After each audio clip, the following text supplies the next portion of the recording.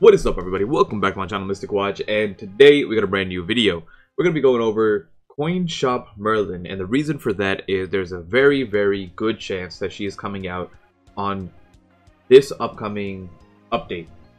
So whenever, I believe it's on Tuesday going into Wednesday, is the update. Whenever that happens, there's a significant chance we are getting Coin Shop Merlin, and that has to do with, one, the data mine, and two, the Facebook post that Netmarble did. The same thing happened last week with CoinShop Bond. A day prior to them dropping it, we found out that Netmarble made a post. Something along the lines, I was like, who is this person? And it was clearly Bond. And then, you know, what do you know, the next day they dropped Bond as the banner unit. So, this is Hideki's Twitter channel. Make sure you guys check it out. It's HidekiR_L. And he does all the data mining for the game. If you guys want a little bit of early access to some knowledge, this is the place to be. And we're going to scroll down. But for example, last week you could see on the 16th, right? What's the date today? Today's the 22nd, but the 16th was last Monday, and that was the day before the update, right? Now, Hideki posted this, and we also have this one right over here. This is the Netmarble post. And yeah, that was the main thing that happened with Bond, and we already had Bond's banner files in the game. But we already have Merlin's files. If I scroll down a little bit, you can see that she's in a banner with Helbram. So we were originally thinking that she would drop with Helbram, but now it seems like she's going to drop on her own. Okay, this is taking a bit. Hello? Banners? There we go.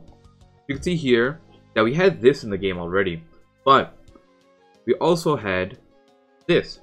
Now, remember that this Merlin already came out in the game. This Merlin, however, is the Coin Shop Merlin. And we were thinking she would drop with Helbram. But she hasn't, you know, she didn't get her own banner yet, at least in the files. So now that we... Okay, I can just do this. I don't know why I didn't do this the first time. Now, recently, we saw that this was in the files. Let's take a look at what Netmarble posted. They posted this. Now, the difference is, this is Merlin, you can tell, but that Merlin is not the Coin Shop Merlin. That is actually this Merlin right here. That is the ugliest Merlin skin. My god. I need you to not look like that. Can you go back to the other looking Merlin, please?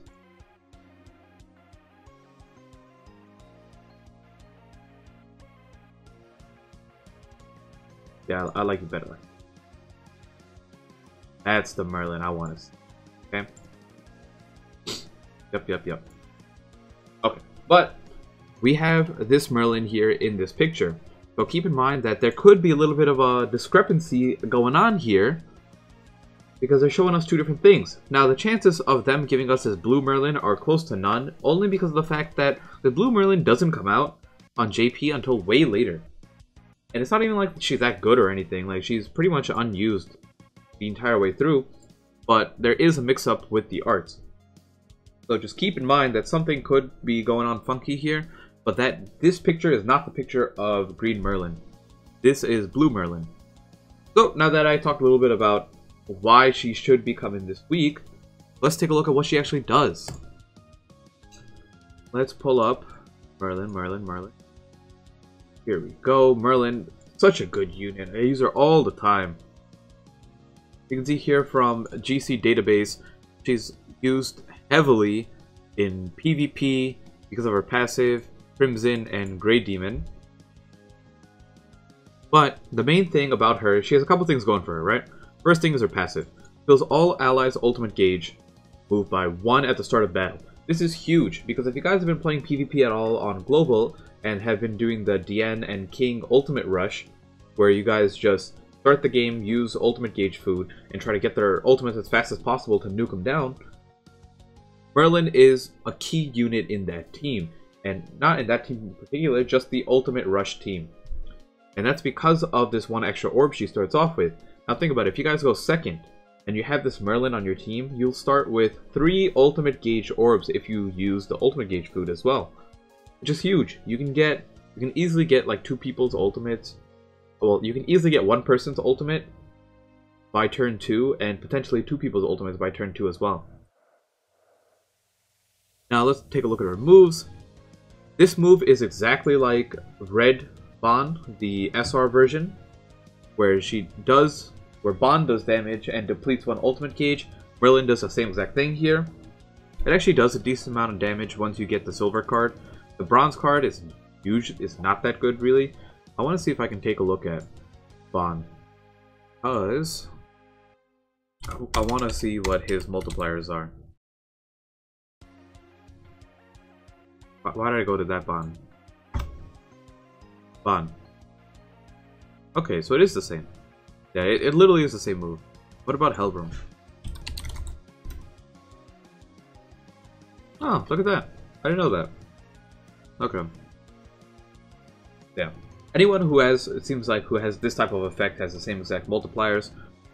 The second move is creates a barrier around all allies equal to 150% of attack for 2 turns.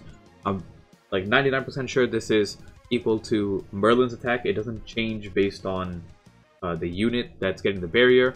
That's why you typically run her with attack defense set. But yes, you get 150% barrier, 225, and 375. This golden barrier, if you get this off, it is a pain to get rid of. Usually what ends up happening with this barrier is that the 2 turns run out before your barrier does. Especially in PvP. But Merlin, overall, in PvP is used all the time. Even up until this day. From the day she came out, she's either used in the back in an ultimate rush team, or she's used in a front in some sort of stall team. And it's just cancerous. She's one of the units that I recommend getting her ultimate up as early as possible, because she is a fate partner to both Demon Meliodas and Escanor, and there is no SR version of this unit.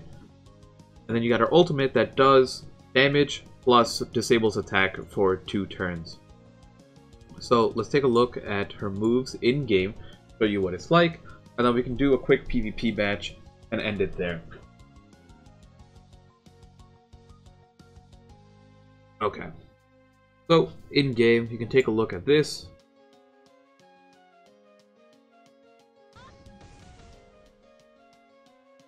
Okay. So, just remember that the level 3 removes 3 ultimate gauge. Here's a perfect cube. Yeah, you're not doing. Okay.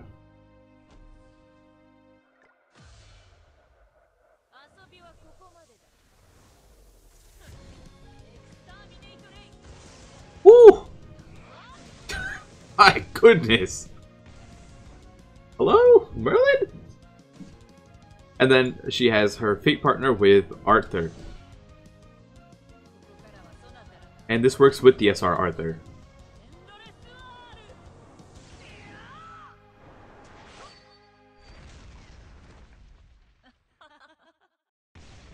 I don't know. I'm a big fan of the original one, to be honest. But that is her moves. Let's go back and see if we can do a quick PvP match to show you guys what it's like. Because in PvE is kind of boring. I did that for Bond. I'd rather show her off on PvP.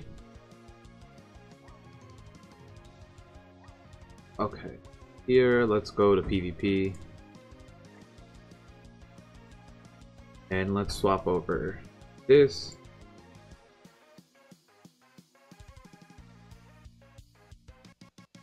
Why is it doing that? Oh, there we go. Nice and easy.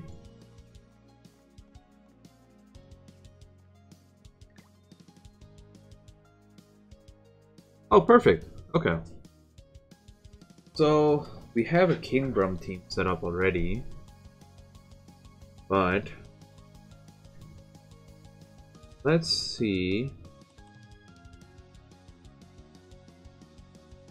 if let's get a team like this going. That'll be better.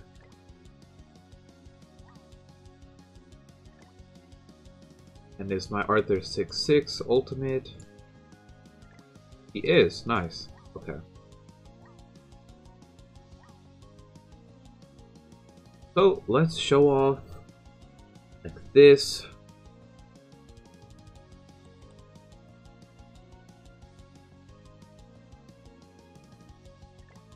And we'll start off with an extra ultimate gauge, because that is fun. Here we go! I can't remember the exact team I used to use when I was playing PvP, but I had a team that I would climb super high with, and I think it was this team, but I had Escanor in the back. But I like using Escanor, so even if we lose, that's fine. I just want to show you guys what Merlin can do. I have my Merlin's ultimate maxed out all the way, so she will hit hard.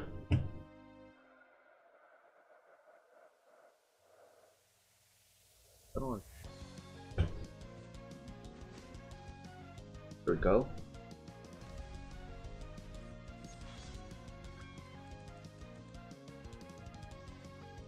Okay. Oh, perfect. Now.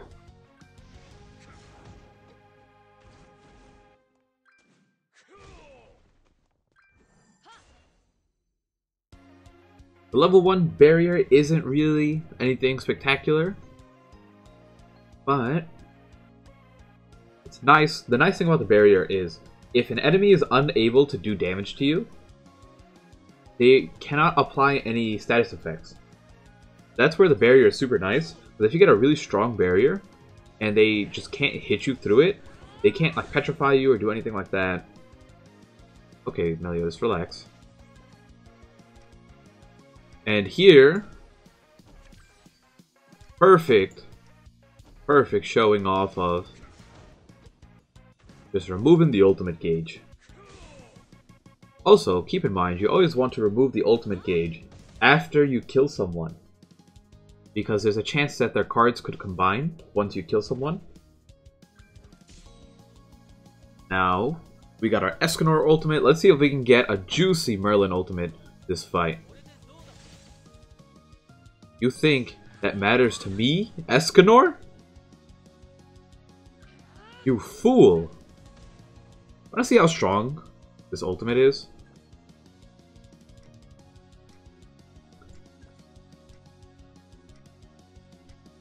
We are killing you. But what I wanted to do was hit someone else, just to show you guys that this Escanor ultimate can one-shot any element. This Escanor is like 5'6", but 108k damage, no crit. This is also ungeared PvP. Keep that in mind. Where people only have like 50k HP.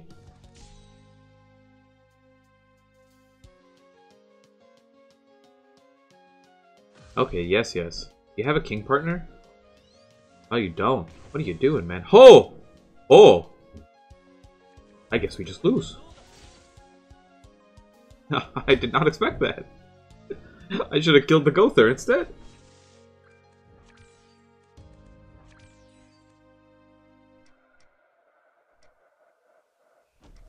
Oh my goodness. Well, that was pretty interesting. At least now you guys understand why I say make sure you max out your Gother when he comes out. Absolute monster, being able to rank up, attack seal, demolish with his ultimate. Okay, we get it. You won the game. You don't have to show off. There's nothing I can do.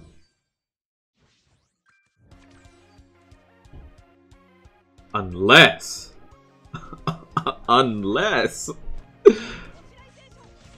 we get the biggest AoE nuke known to man here.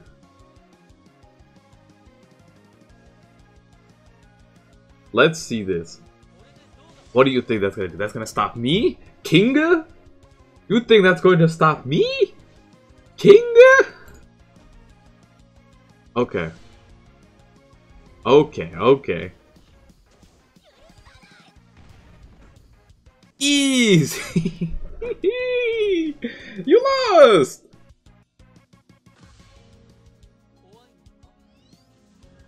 You lost, it's over. GG, boy! I want to heal. Gonna go for it. Yay! There we go! And that is the Merlin showcase. If I had her ultimate, it would have been nicer. But that just gave you an example of what she's like in an actual PvP mode. There is a way more cancerous team that you can run with her, but those units aren't out yet. Not like these units are out. But this is a very generic team. Nothing really spectacular. You can run Merlin in almost any single team comp. She fits super nicely, and her passive works even in the back. That's why you tend to see her in the back a lot more often. But yeah, that's really it. Hopefully you guys enjoyed a little bit of a fun PvP match, showcase of her moves, breakdown like that. In terms of should you summon for her, she is a really, really good summon, and she's going to be useful the entire way through the game. I would summon for her, but the way that they're going with the banners, it's hard to predict what's going to happen. I'll make a separate should you summon video once she actually drops. We get a full description on what's going on with her banner. But until then, enjoy the videos. Hope you all are having a good one, and see you later.